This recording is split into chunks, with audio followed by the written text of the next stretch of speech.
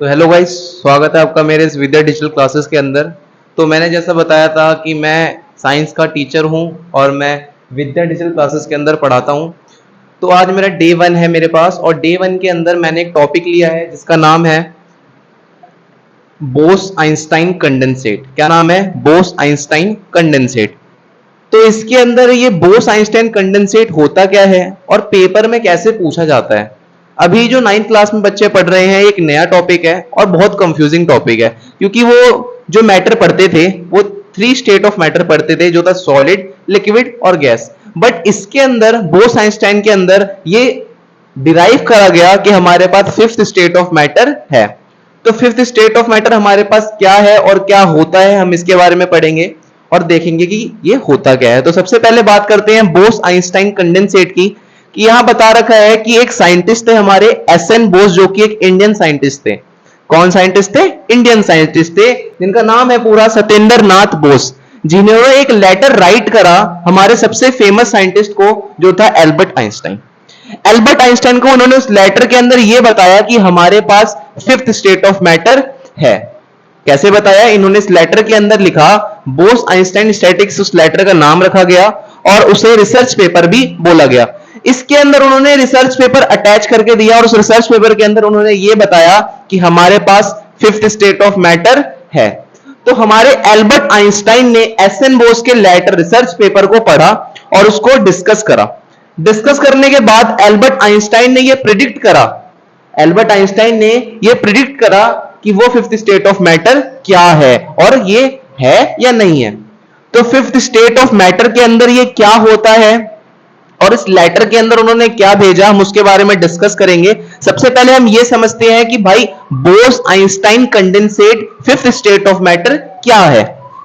अगर मैं बात करूं 5th स्टेट ऑफ मैटर की, तो यहां बता रखा है कि when a gas off bosons at low density is cooled to temperatures very close to absolute zero -275.15 degrees Celsius, the bosons lose their identity and behave like a single super atom। कहने का मतलब ये है कि when a gas of bosons, bosons क्या होता है? तो bosons समझिए, bosons बोला जाता है एक एटम को। क्या बोला जाता है? एक एटम का छोटा सा स्ट्रक्चर है जिसको बोसॉन्स बोला गया है। बोसॉन्स होता क्या है? तो यहां पे आपको टेबल दिख रही होगी कि P से प्रोटॉन, N से न्यूट्रॉन और E से इलेक्ट्रॉन का अगर हम सम करते हैं, क्या करते हैं? सम यानी प्लस करते हैं, और उसका सम इवन आ जाए, क्या आ जाए? इवन आ जाए, तो उसको हम बोसॉन्स बोलेंगे। जैसे कि मैंने हीलियम लिया, हीलियम का प्रोटॉन है 2, न्यूट्रॉन है 2 और इलेक्ट्रॉन है 2। मैंने इनका सम करा यानी प्लस करा और मेरे पास क्या आया? इवन रिजल्ट आता है। तो that are known as bosons.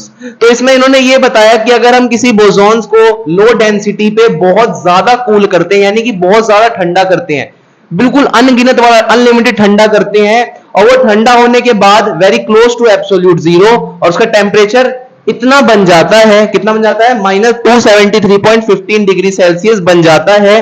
The bosons lose their identity. और जब हम उसके ऊपर ज्यादा ठंडा करते हैं, करते करते क्या हो जाता है? वो अपनी आइडेंटिटी यानी अपनी स्टेट को खो देता है। उसकी स्टेट एक सॉलिड थी और वो अपनी स्टेट को बिल्कुल खो देता है और क्या बन जाता है? Behave like a single super atom. तो that are known as 5th state of matter. फिर से बताऊंगा, किसी भी बोसॉन्स को, किसी भी बोसॉन्स एटम को अगर हम बहुत ज्यादा उसे कूल करते हैं और कूल करने के बाद वो बिल्कुल चेंज हो जाता है एक सुपर एटम के अंदर, तो that are known as 5th state of matter. 5th state of matter के अंदर जब आइंस्टाइन ने प्रिडिक्ट करा था, तो इन्होंने 3 साइंटिस्ट के नाम लिए थे, जिन्होंने इन 3 साइंटिस्ट ने इन सारी बातों को बताया था। वो हमारे पास था वाइमैन, कॉर्नेल और कैट्रेल। ये कौन थे और क्या था इनका काम, मैं नेक्स्ट वीडियो में आपको बताऊंगा।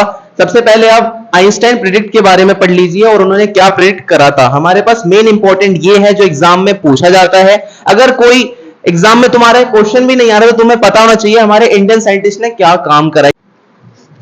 तो ये बोस आइंस्टाइन कंडेंसेट में जैसे बता चुका हूं आपको कि क्या था और इसका क्या रोल है हमारे सीबीएसई बोर्ड के अंदर या फिर हमारी जनरल लाइफ के अंदर। तो इतना ही था आज का टॉपिक। आप इसका स्क्रीनशॉट ले सकते हो और स्क्रीनशॉट लेने के बाद आप मुझे कमेंट कर सकते हो अगर आपको इसके अंदर कोई डाउट आता है। और अगर कोई डाउट आता है तो मैं इंट्रोडक्शन में ही बता चुका हूं कि आप मेरे को गूगल मीट से ज्वाइन हो सकते हो, लिंक डिस्क्रिप्शन में दे दूंगा और वहां पे आके आप डाउट क्लियर कर सकते हो। That our own topic for the day 1. Thank you guys.